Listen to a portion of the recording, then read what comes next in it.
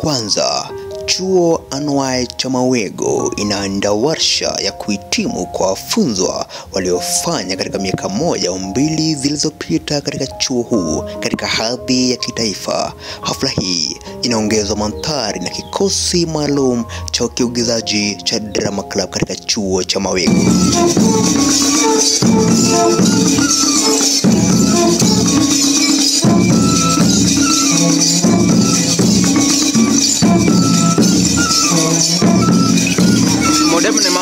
Hao wakiwa ni waigizaji kutoka eneo hili la Karachuonyo katika hali ya kukidhi mila na desturi za kijamii za Kijaluo.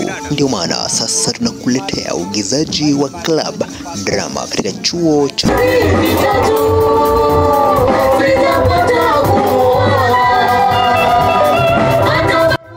na hiyo ni kionjo tu. Zidi kutegea kwa uhondo zaidi ya kilichotokea ndani ya warsha ya kuhitimu chuo anuwai cha Mawego.